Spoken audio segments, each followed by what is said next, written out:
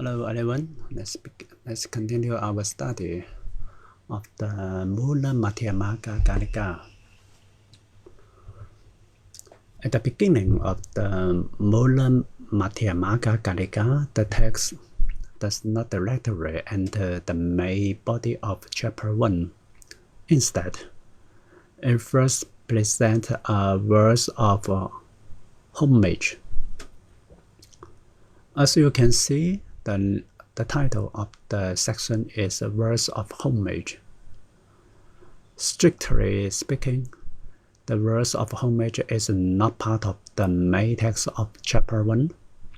It was placed before chapter 1, yet joined together with it only because of later formatting convention, especially the arrangement of Kumarajiva's translation.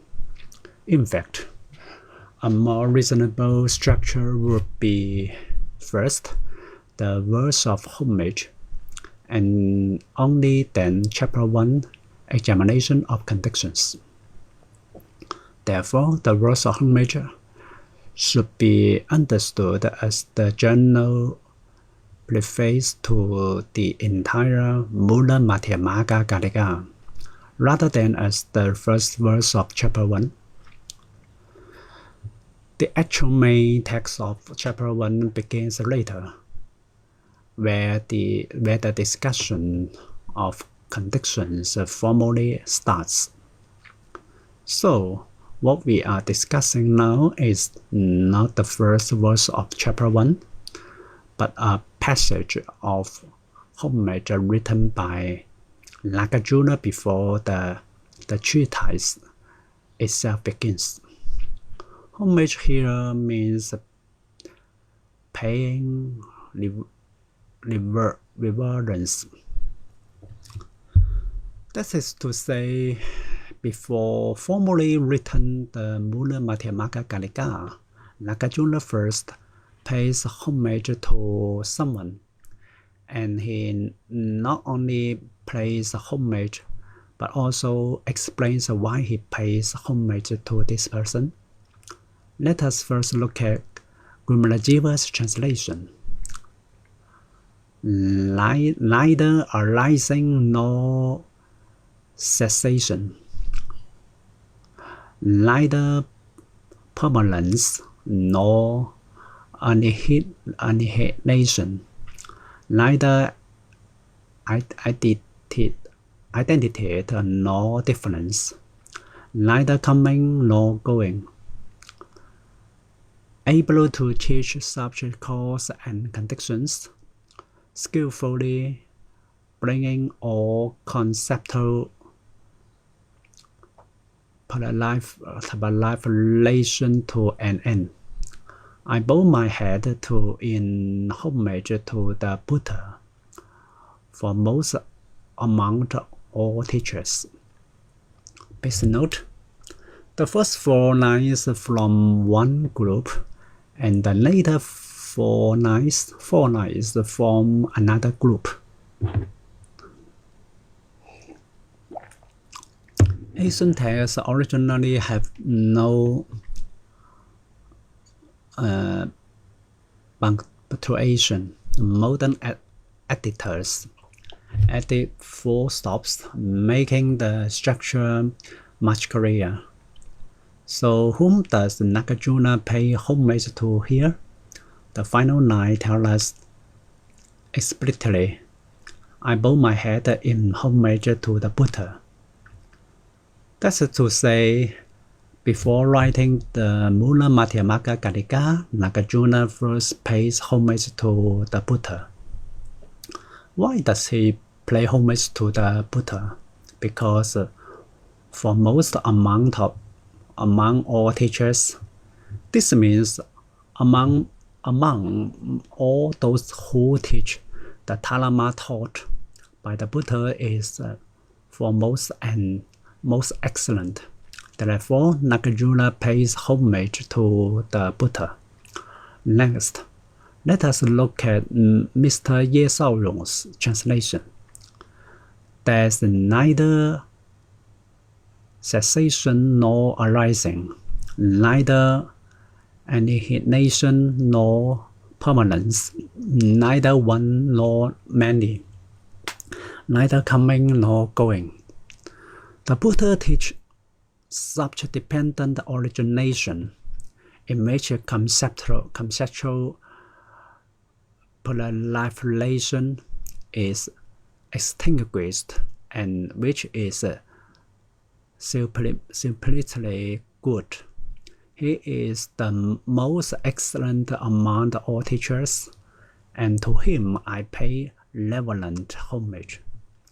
Compared with Gumrajiva's translation, the greatest difference in Ye Shaoyong's translation is not the difference between there is neither and not, but the word order.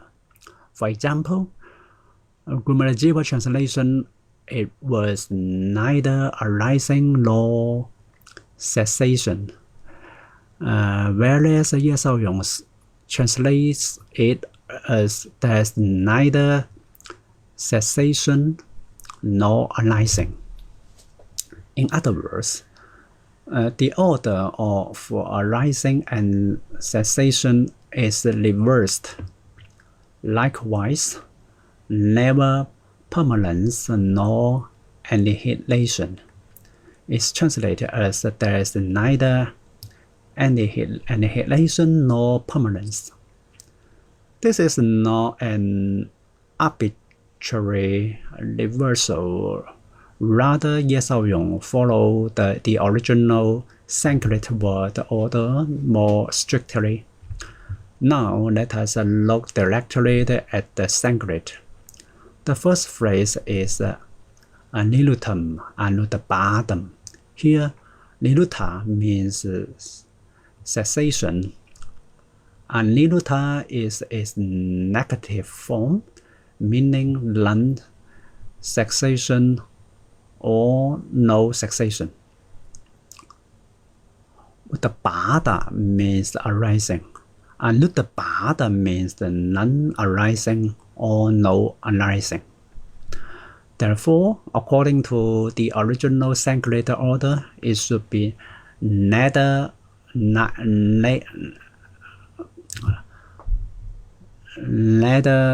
cessation nor arising.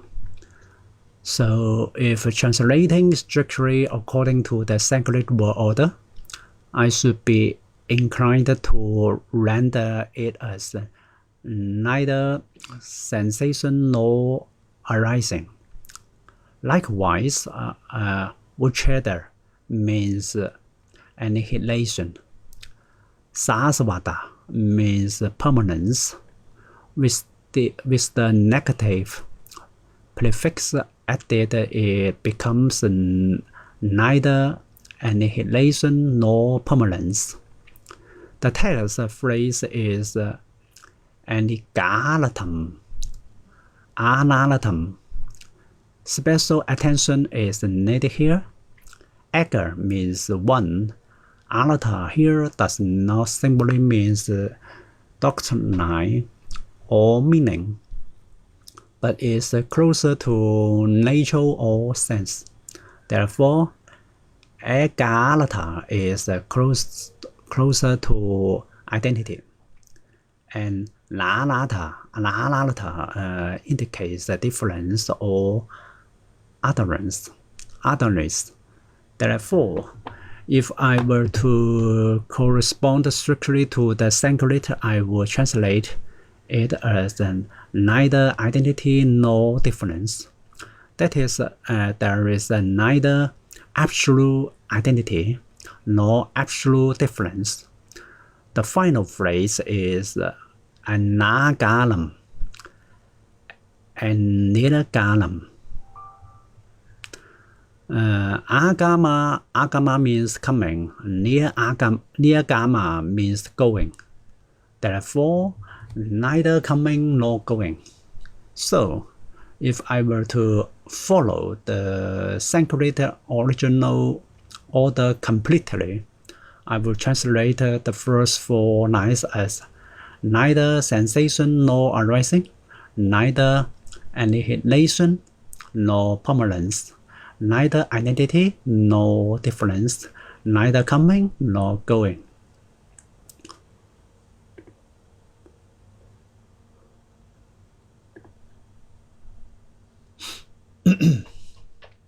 Next, let us look at the most crucial phrase.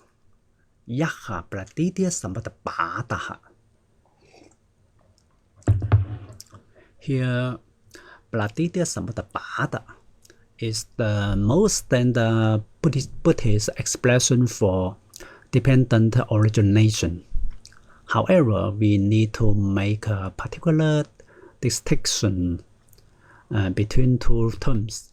One is pratitya sampatapada, dependent origination. The other is pratitya sampatapanna, dependently originated thalamus. The distinction between them is very important. If we say pratitya sampatapanna, then we are referring to things that are arising through causes and conditions.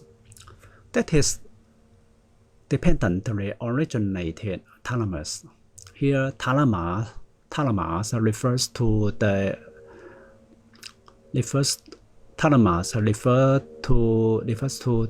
objects that appear through the coming together of causes and conditions.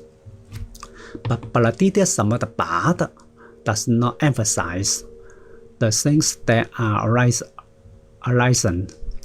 Rather, it refers to the principle of dependent origination itself. Therefore, this first line is extremely important, because what exactly are the preceding negations? Neither cessation nor arising, neither annihilation nor permanence, neither identity nor difference, neither coming nor going. Talking about the fifth line tells you directly, this is the principle of dependent origination. That's to say, the preceding negation are not additional philosophical propositions. They are precisely dependent origination itself. The point is extremely important, because originally people often think so-called dependent origination means cause and conditions that come together and produce something. But here, Nagarjuna says precisely the opposite. True dependent origination is not that something is produced. Rather, it is none arising, none cessation, none coming, no going, no permanence, no annihilation, no identity, no difference. That is to say, the negation are what truly reveal the original meaning of dependent origination. Therefore, I would translate this line directly as, this is the principle of dependent of origination, and it is studied with greatest certainty and force. These 8 negations are the principle of dependent origination taught by the Buddha. Next, Palapanjopashamam. Prabhanja. Prabhanja means conceptual proliferation. Upashama means extinguishing or pacification. Therefore, Banja or Pakshama means the extinguishing of a conceptual proliferation. Next, Siva. This is a very interesting word. It is also the name of the great Indian god Shiva. Therefore, of course, it does not refer to the god Shiva. In the Buddhist context, Shiva means super good, ultimate good, supreme peace and ease, the most perfect state of peace. Ye Shaoyong once translated it as wondrous good and rather revised it to super good. Mr. Lu Chen, however, translated it very actually as quiescent extinction, because what is actually being referred to here is nirvana, liberation, ultimate peace. Therefore, I will translate this line as conceptual proliferation extinguished. It is peaceful. This already fully refers to direction in Buddhist doctrine. The extinguishing of conceptual proliferation is the elimination of super imperfections.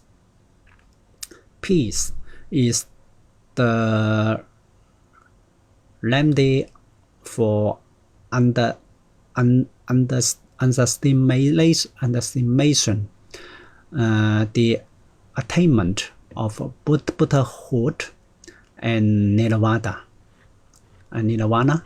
So everyone should note, although Buddhist scriptures are extremely concise in wording, behind them always run the two doctrinal themes of eliminating super imperfection and lamenting underestimation. Finally, Sambuddha. Buddha means Buddha or awakened one, while Sambuddha means the full awakened one. Therefore, this is the Dharma taught by the Buddha. Finally, Vate is the first person I pay homage. I reverse to whom is the homage paid. Vatatam Valam. Vatatam means those who teach. Valam means the most excellent or foremost. Therefore, I pay homage to the foremost teacher. That is, I pay homage to the most excellent among all teachers, the Buddha. Therefore, if I were to translate it entirely according to the Sanskrit structure, I will render it as neither sensation nor arising, neither annihilation nor permanence, neither identity nor difference, neither coming nor going. This is the principle of dependent origination, conceptual proliferation extinguished. It is peaceful. Taught by the full awakened one, I pay homage to the foremost teacher.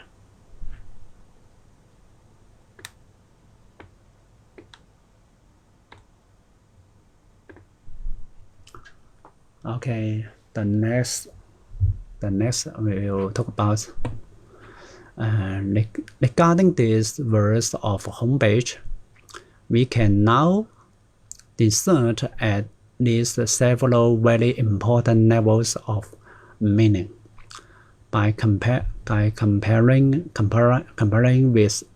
it with the passages from the Great Prajnaparamita Sutta discussed earlier. We can further clarify the structure of Nagarjuna's verse of homage on the 8 negations. First, the 8 negations were not Nagarjuna's own invention. Nagarjuna makes this clear in the verse itself. The fully awake one told them.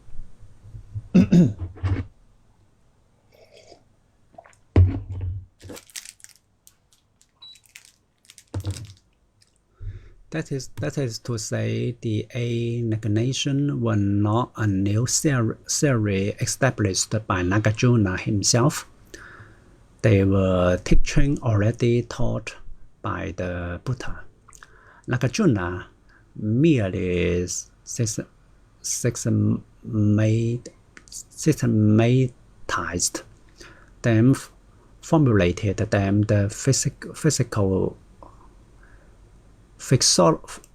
philosophically, and developed them through argument. Moreover, through comparison with the Great Prajnaparamita Sutta, we can already see very clear that the following formulations appear repeatedly in the sutta. Neither arising nor sensation, neither annihilationism nor permanence, neither identity nor difference, neither coming nor going. In fact, the Buddha sometimes taught not only the 8 negations, but also the 10 negations and the 20 negations. The 8 negations, therefore, are not a number that must be fixed mechanically. What truly matters is not that there must be exactly 8, but rather, why did Nagarjuna select precisely these 8 concepts?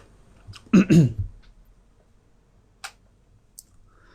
reason is that these 8 most consciously express the core structure of dependent origination. At the same time, they are especially well suited to being placed in full within 32 syllable verse. The 8 negations, therefore, were selected both for their meaning within the Dharma and for the matter of the verse.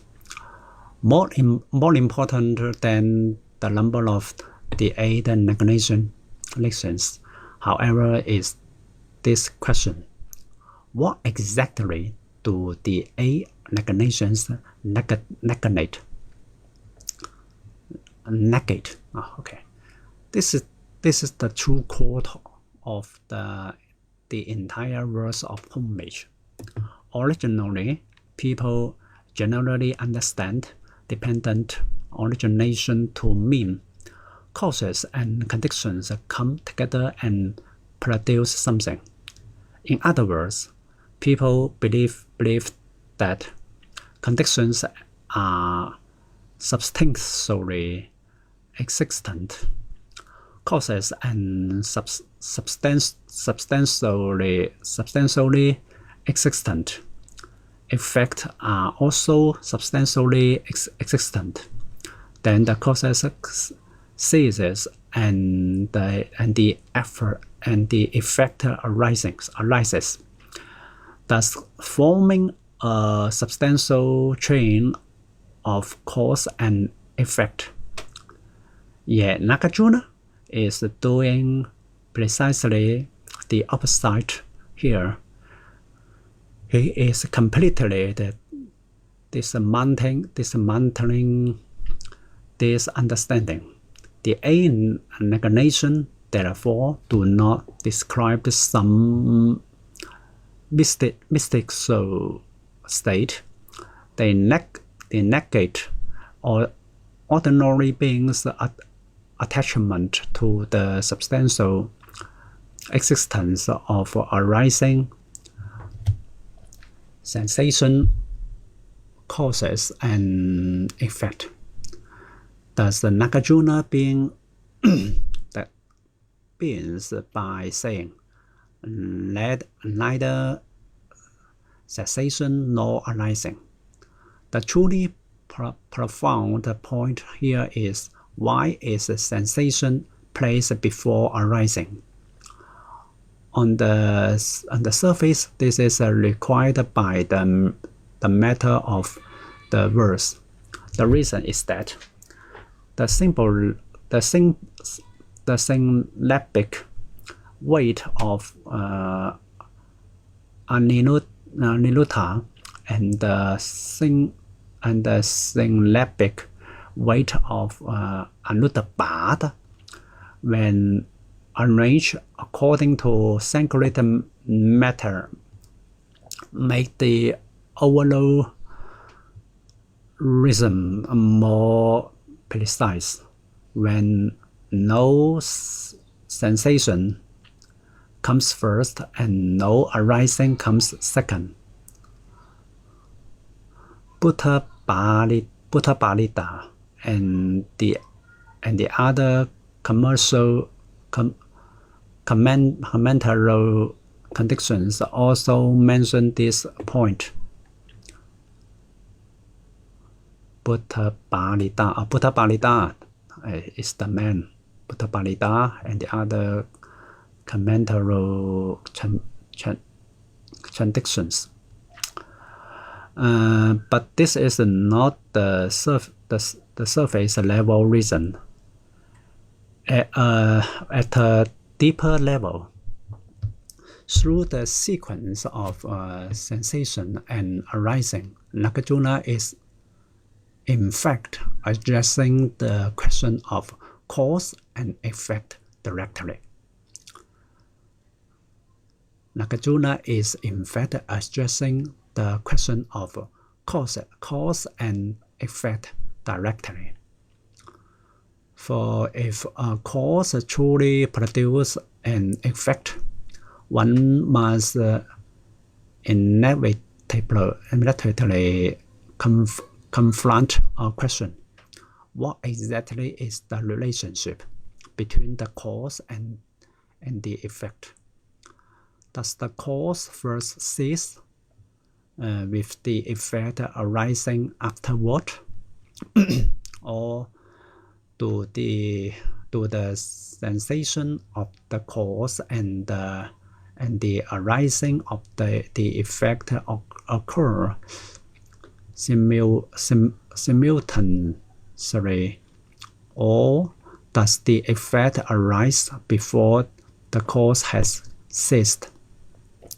Later in the Mula Madhyamaka Kalika, Nagarjuna will gradually demonstrate that none of these three possibilities can be established. That is to say, the claim that the cause ceases and the effect arise cannot be established at all. Therefore, no sensation negates the real sensation of the cause. No arising negates the real arising of the effect. Thus, neither sensation nor arising fundamentally negates what ordinary beings understand as whole cause and effect.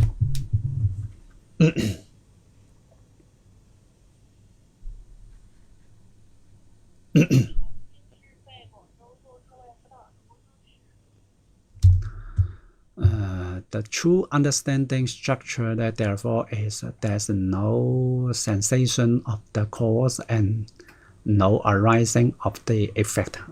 This sentence is very important. There's no sensation of the cause and no arising of the effect. This is the deepest implicit meaning of neither sensation nor arising. It is precisely for the reason that the Nagarjuna says. The eight negation are the principle of dependent origination. True dependent origination does not mean after conditions come together, a thalama is substantially produced. On the contrary, true dependent origination is precisely non-arising, is precisely non-cessation, is precisely neither coming nor going, is precisely neither identity nor difference. In other words, dependent origination does not establish a new autology.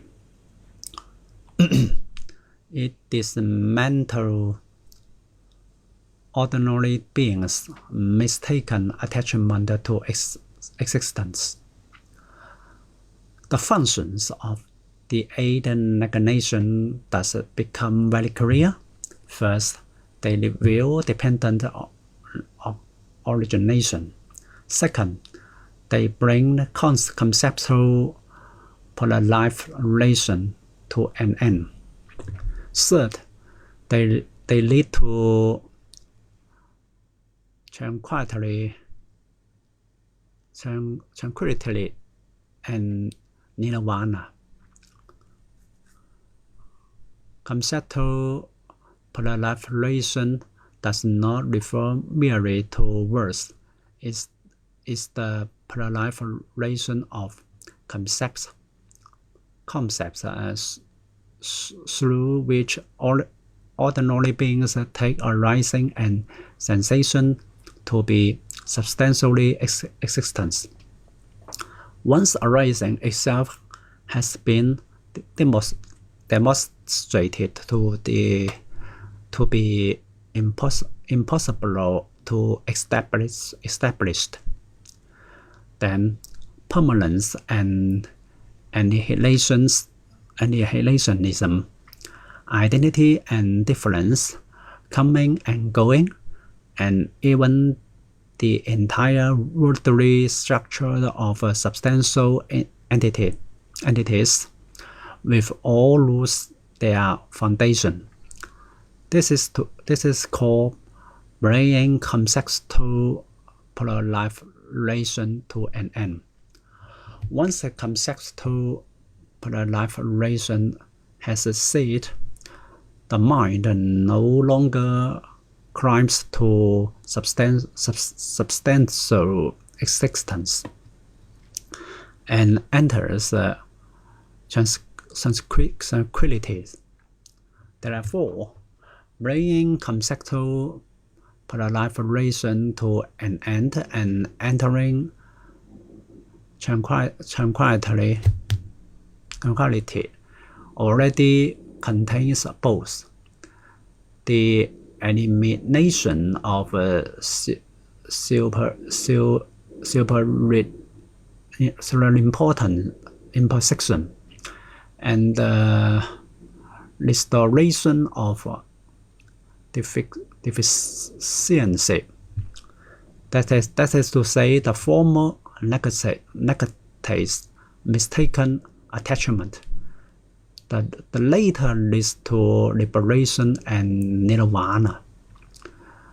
Thus, this brief verse of homage condenses the core logic of the entire Mula Madhyamaka Karika. The eight negations are dependent origination. Dependent origination is non-arising.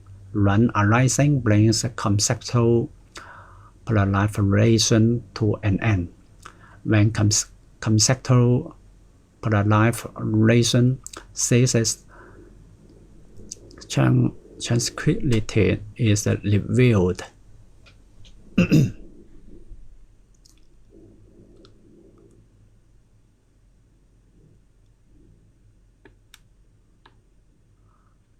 Okay.